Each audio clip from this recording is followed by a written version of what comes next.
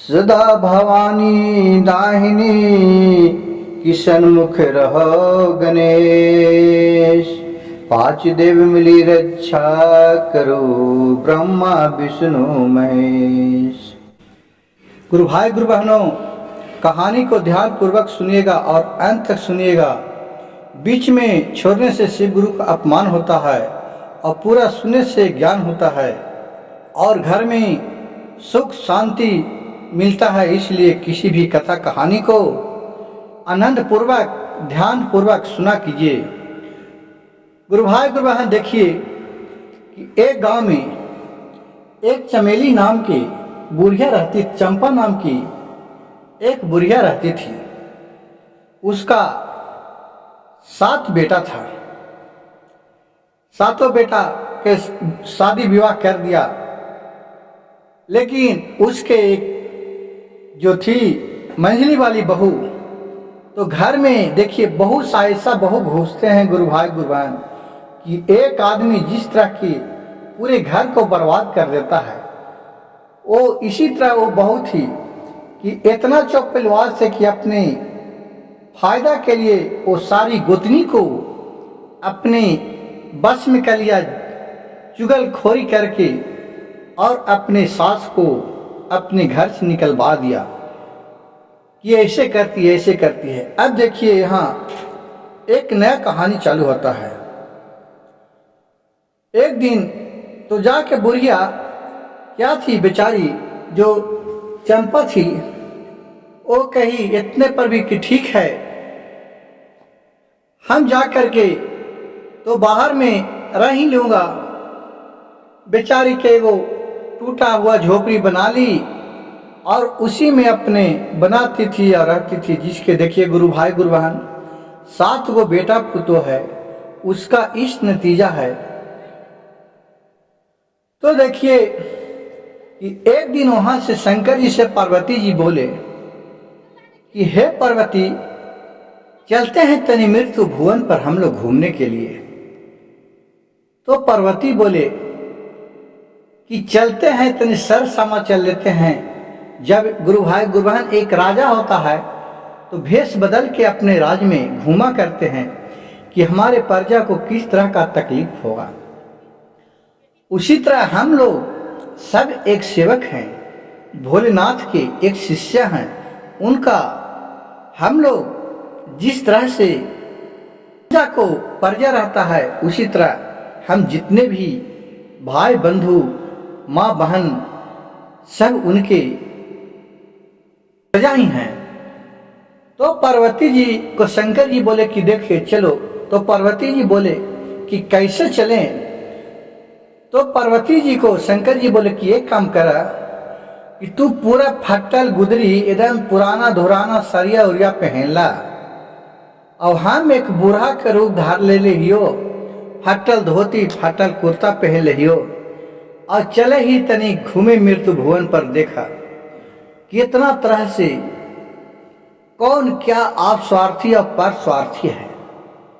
हम लोग तो कैलाश में बैठे रहते हैं तो सबके लिए लगता है कि हम लोग सब ठीक हो रहा है, तो चलते हैं तनी जांच पड़ताल करने के लिए।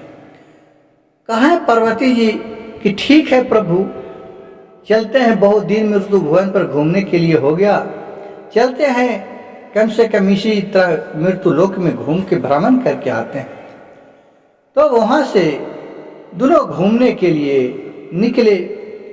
अब बेचारे घूमते घूमते घूमते घूमते कहा कि चलो ये राजा के यहाँ तो बहुत बड़ा संपत्ति दिया हूं इसका, ये शंकर जी का बहुत पुजारी है, कहता है कि मैं वो मंदिर जो शंकर जी का मंदिर बनवाया था वहां का राजा था ये, और वहां पंडित को ब्राह्मण को रखा था पूजा पाठ करने के लिए।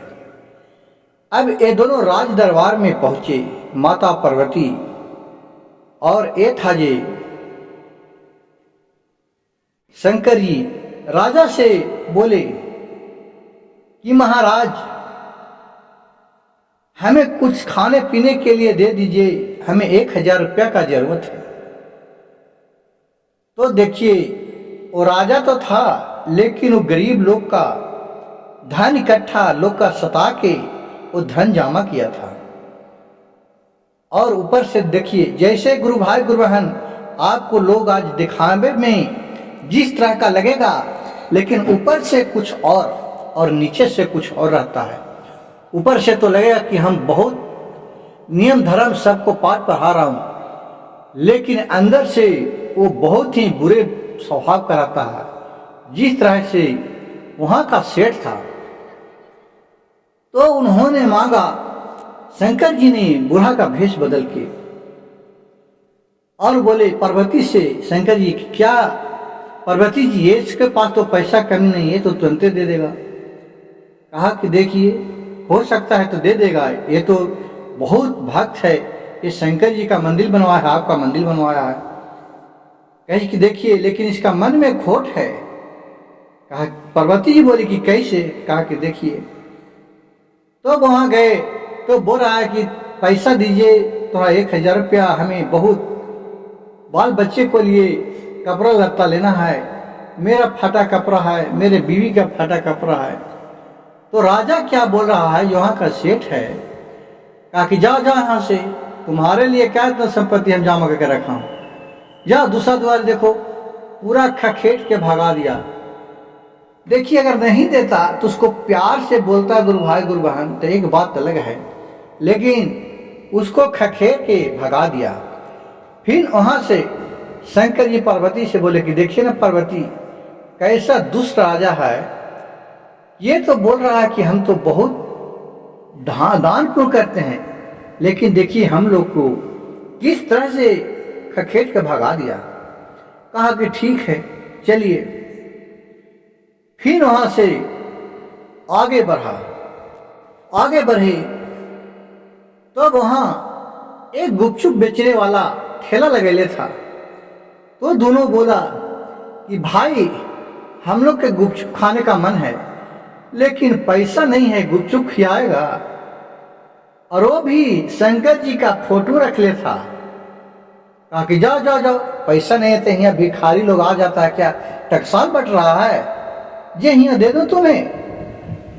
कहा कि उसको भी गुपचुप दोनों को नहीं खिलाया। वो नहीं जा रहा था ये शंकर जी हैं, क्योंकि राजा को, अगर राजा को जान जा कि ये राजा है, चाहे कोई भी जिला में कलेक्टर जा रहा तो जान जा कि कलेक्टर है, तो उससे लोग डरता है, सतर्क हो जाता है। और वही जब भेष बना के जाता है तो लोग को असली रूप पहचान जाता है। उस तरह वो भी चाट वाला था कि ऊपर भगवान का फोटो लगाकर और लोग से बहुत ही वो मिलावट करके पैसा कमा रहा था। बोले पार्वती से कि देखा पार्वती, कैसा दुनिया में लोग हैं, कितना आप स्वार्थी लोग हैं।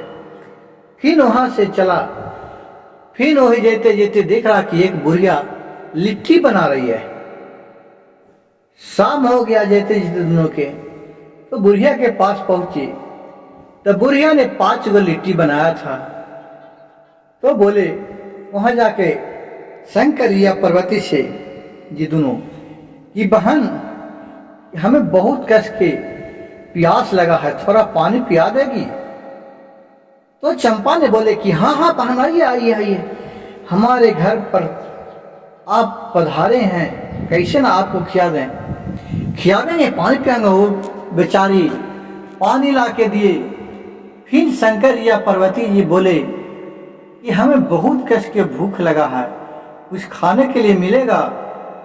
तो चंपा ने बोली कि देखिए, जो हमारे पास बना है अगर आप खा सकते हैं तो मैं लिट्टी बनाया है, लिट्टी आप लोग खा लीजिए। हम अगर आप खाइएगा तो हमें बहुत ही खुशी मिलेगा अंदर से कि मेरे घर में 2 मेहमान पधारे, 2 परिवार पधारे, हम लोग मिलके कितना खाए। कहा कि जो भी तू खिलाएगी हमें भूख लगा है, खा लूंगा। अब दोनों को भी 1-1 लिट्टी दिए, दोनों को इन्हें खाए। फिर और आधा लिट्टी दिए, भर दम दोनों खा के खुश हो गए। फिर बुढ़िया ने खाई और 1 लिट्टी कल के लिए बचा के रख दिए। तो माता पार्वती ने पूछे, ये बहन, तूने 1 लिट्टी क्यों बचा कर के रख दिया? तो उन्होंने बोली कि बहन, कल मंदिर में शिव चर्चा है तो सबको तो मर मिठाई प्रसादी ले जाएगा। हमारे पास तो कुछ है नहीं। हमारे 7 गो बेटा है, 7 गो बहू है, लेकिन हमें घर से निकलवा दिया है। मैं इसी कुटिया में रहता हूँ। मैं भोलेनाथ का बहुत ही मानता हूँ। जा करके उन्हीं से को मैं एक प्रसाद ग्रहण करूँगा, इसी का मैं भोग लगाऊंगा, तो इसे मैं कैसे जुठा दूँ। इतना सुनकर पार्वती जी और शंकर जी मन ही मन मुस्काने लगे। कहा, देखिए ये कितना तन मन धन से मारिए। तो गुरु भाई गुरु बहन देखिए, जिसको भी आपको मानना है, जो भी देवता के मानिए, हम ये नहीं कह रहे हैं कि भोलेनाथ ही हैं। आपको 5 देव हैं, 5 देव महान हैं। सदा भवानी दाहिनी की गौरी पुत्र गणेश, 5 देव की रक्षा करो, ब्रह्मा विष्णु और महेश। सब एक से शुरू आए और एक में मिलते हैं।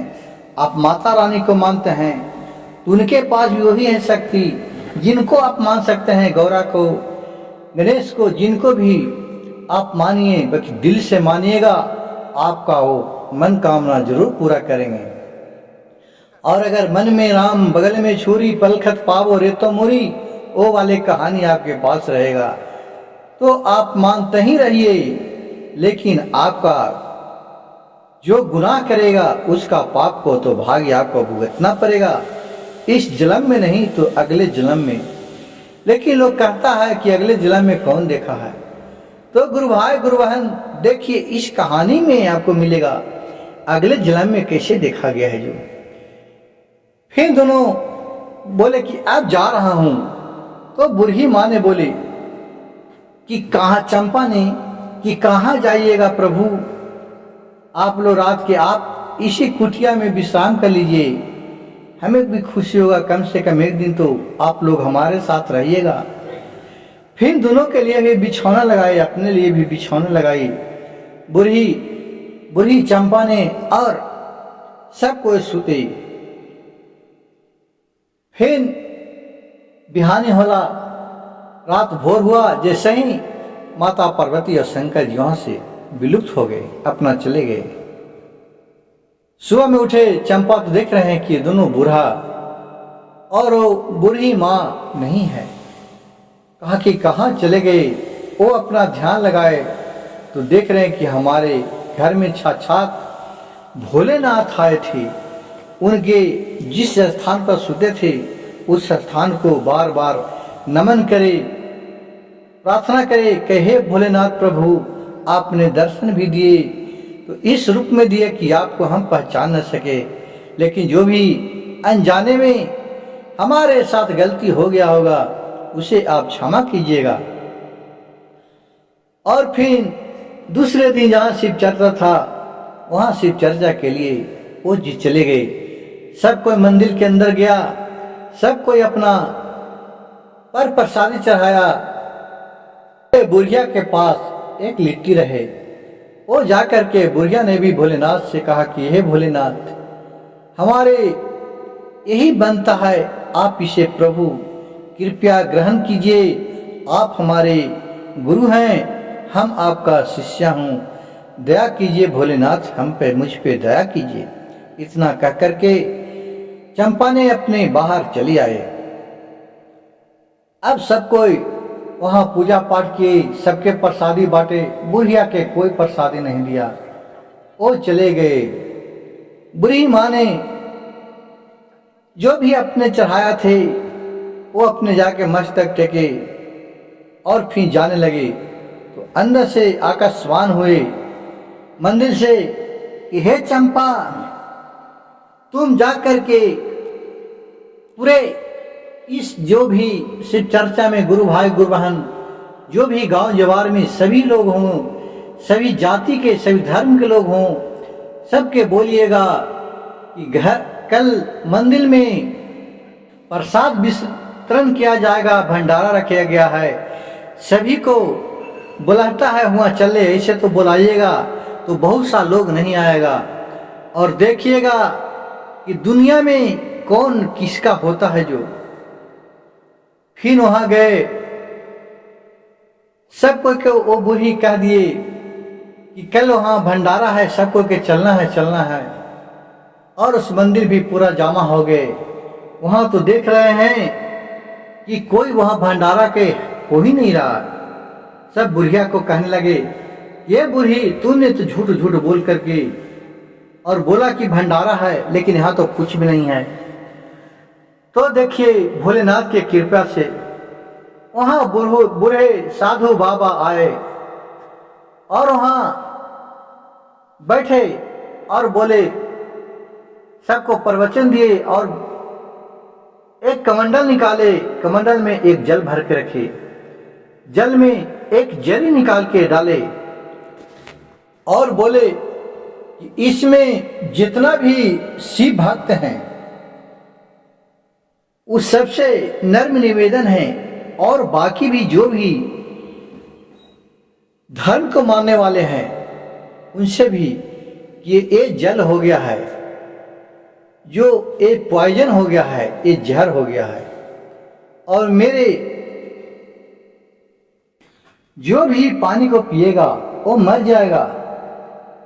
इसमें से कितना लोग है जो इस पानी को पी सकता है और जो मर जाएगा। अब मेरे 2 बच्चे हैं छोटा छोटा, वो दोनों बच जाएगा। ये हमें एक ऋषि मुनि ने ये जरी दिए हैं और बोले हैं कि कोई ऐसा आपको चाहने वाला होगा, आपको ऊपर दया बरसाने वाला होगा कि जो अपने प्राण को त्याग करके आपके बाल बच्चे का जीवन बचाएगा। ये जरी कोई पी जाएगा तो मर जाएगा और आपको दोनों बेटा बच जाएगा। इतना सुनकर सबको जरी पीने के लिए बोले, लेकिन वहां कोई भी नहीं आया। अब बुढ़िया ने कहा कि लाइए बाबा, हम जरी पी जाता है, मैं मर जाऊंगा, भले भोलेनाथ की कृपा हो जाएगा, हम चले जाऊंगा, क्योंकि ऐसे भी हमें तो कोई काम के नहीं हूं। मेरा 7 गो बेटा तो है, सब घर से निकाल दिया है, मैं मर ही जाना अच्छा है। जाके भोलेनाथ से वो जल लेकर के और पी गया, लोगों के सामने वो तो मर गया, लोगों के नजर में वो मर गया। अब सब देखने लगा, सही में मर गया, सही में मर गया। अब वहां से वो जो चंपा थी जिसे को प्राण चल गया, कहाँ, वहां कैलाश, जहां भोलेनाथ की नगरी में, वहां देख रहे हैं कि जिसका जो भी बुरा कर्म किया है, जो हिसाब किताब चुकता किया है, जो ठेला वाला था, जो इन्हें भोजन नहीं दिया था, मिलावट करके खा रहा था, उसको खाना में वहां रेती मिला करके उसको खियावल जा रहा है। जो उसको राजा के यहाँ जो कहता था कि मैं बहुत पुण्य प्रतापी हूं, हमें किस चीज के उस पर गर्व था, उसको वहां एक जो लैट्रिन किया हुआ है उसके बगल में उसे बैठा दिया गया है, और उसी जगह उसके गंदे गंदे खाना खिलाया जा रहा है, सरल उरल जो भी साग सब्जी है, और असियाल बसियाल वो राजा के पास ले जा करके दिया जा रहा है। और जो अच्छा कर्म किया है, जो बुढ़िया गए है, इसको देख रहे हैं कि वहां जा करके पूरा गलीचा लगल है, पलंग पर सखमलमल लगल है, वहां इसको स्थान मिला है, इसको बैठाया गया। और फिर बुढ़िया से बोला गया कि बूढ़ी अब बोलो, तुम यहाँ रहने चाहते हैं कि अब जाना चाहती है? तब बोले कि नहीं भोलेनाथ, अब हमें यहीं छोड़ दीजिए, अब मैं नहीं जाऊंगा मृत्यु भवन पर। क्या करूं जाके, नहीं हमारे बेटा है जो भी अपने औरत के बात में आ गया, हमें तो घर से निकाल दिया, 7 बहू है, 7 बेचलन हो गई है, अब हम जाकर भी मृत्यु भवन पर क्या करेंगे, भले वहां से तो हमें यहाँ ही रहना है। लेकिन भोलेनाथ बोले कि देखो, अभी विधि का विधान तो बाकी है, अभी तुम्हारे समय नहीं आया है, अभी तो तुम्हें जिंदा शिव लोक लाए हैं, तुम्हें इतना तुम्हारे दिल साफ है, इससे तुम आज जिंदा स्वर्गलोक आ गया। ये सब देखने के लिए अपनी नजर से कि जो जैसा कर्म करता है वैसा उसका यहाँ फल मिलता है। और फिर वहां से कहा कि चलो बुढ़ी माँ आप जाओ, आप देखना तुम्हें तुम्हारे कितना लोग तुम्हारे पुतोह बेटा सब तुमको मानेगा आज के बाद। और वहां गया और वहां से भगवान फिर उसको वापस लेके प्राण चले आए। फिर बुढ़िया यहाँ देख रहे हैं कि उठ के बैठ गया। सबका बुढ़िया चमत्कार हो गया, तो जिंदे भूत बन गया, जिंदे भूत बन गया, जिंदे भूत बन गया। अब ये सब गुजार करके रफा तरफी सब भागने लगा कि बुढ़िया तो मर गया था, कैसे उठ गया, उठ गया। कहा बुढ़िया जो चंपा थी, कहा कि डरिए नहीं, मैं तो स्वर्ग लोक से जो शंकर जी अपने लोक में ले गए थे वहां से मैं जिंदा आ रहा हूं। और वहां घर में गए तो वहां देख रहे हैं कि तुरंत औरत ये शंकर जी शर्मा जी को इसका जाके महल बना दीजिए, किसी तरह के खाने पीने का रहने का कमी नहीं हो। फिर वहां जाकर के देख रहे थे बुढ़िया अपने गई महल में, देख रहा कि कहाँ पहुंच गए। वहां तो दास दासियां नौकर चाकर सबको इसके पीछे रहने लगे, इसके पंख डुलाने वाले रहे। गाय भैंस घोड़ा हाथी पूरा इसको घर में किसी भी तरह के अन्न धन के कोई कमी नहीं रहे। अब वहां उसका जितना भी मंझली बहू थी, सातों बहू थी, वो सब उसके पास फिर गई और जाके गिड़गिड़ाने लगी कि माता जी अब चलिए घरे, हमसे बहुत भारी गलती हो गया है। बूढ़ी चंपा ने बोली कि नहीं नहीं बहू, हम यही ठीक है, अब हम क्या करें, घरे जाऊंगा। जब हमारे पास कुछ नहीं था तब तुम लोग ने हमें धक्का मार के घर से निकाल दिया था। आज जब हमारे पास धन हो गया है तो सब तुम लोग ममता दिखा रही है। गुरु भाई गुरु बहन देखिए, इस तरह के आपको देखने के लिए इस कलयुग में आपको बहुत सा जगह आपको मिलेगा। हर घर में, हर एक गांव में आप नजर उठा के देखिएगा तो इस तरह का व्यक्ति आपको नजर आएगा कि कि जिसके पास संपत्ति है, अच्छाई है, उसका समय अच्छा चल रहा है तो उसके सब कोई है, उसके आगे पीछे सब लगल चल रहा है। और जब उसका समय खराब होता है तो उसका अपनों ने छोड़ देता है, उसको त्याग देता है। तो यह इस ऐसा युग ही बीत रहा है। फिर अपने चंपा ने अपने पुतों के पास नहीं गई और फिर थोड़े दिन के बाद वो मृत्यु को प्राप्त कर दिया। अब वहां सातों बेटा आया, सातों उसको दाह संस्कार किया। घर में जितना भरा भंडार था उसे अच्छा तरी कार्यक्रम क्रियाक्रम किया और सारी उन लोगों ने संपत्ति आपस में बांट लिए। देखिए गुरु भाई गुरु बहन, एक माँ का कर्तव्य और उसका पुण्य का कर्तव्य कि जो बेटों को मिला। इसी तरह कहा जाता है गुरु भाई गुरु बहन कि बाप माँ अगर बुरे कर्तव्य करता है तो उसको प्रभाव तो बच्चे लोग पर भी पड़ता है। इसलिए संगत से बुद्धि होत है और संगत से बुद्धि जात। संगति में जैसा रहिएगा वैसा ही बुद्धि सीखिएगा। और आप हमसे नहीं डरिए, डरिए परमात्मा से डरिए। आपको जो सांस ले रहे हैं उसको भी भोलेनाथ जा रहे हैं, माता जी जा रहे हैं, और जो सांस छोड़ रहे हैं वो भी माता रानी जा रहे हैं। देवी दुर्गा अलौकिक शक्ति हैं, बहुत सा शक्तियां हैं कि जिस सब तरह से आपका शरीर में आपका जा रहे हैं। आपके पास उतना क्षमता नहीं है, आप उतने उनके नज़दीक नहीं गए कि उनको आप देख सकते हैं।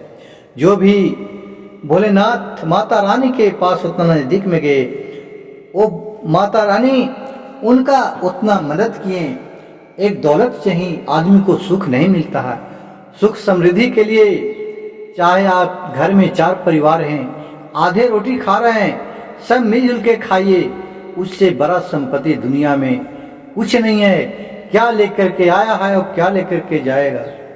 सब यहीं का यहीं धरा रह जाता है। जो जैसा कर्म करता है वैसा फल पाता है। अगर मेरी कथा कहानी अच्छा लगे गुरु भाई गुरु बहन, तो मेरे शिव भक्त सविता को एक लाइक सब्सक्राइब शेयर जरूर कीजिएगा।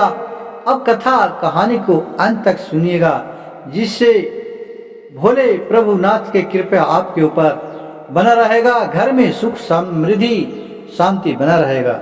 हर हर महादेव, घर घर महादेव।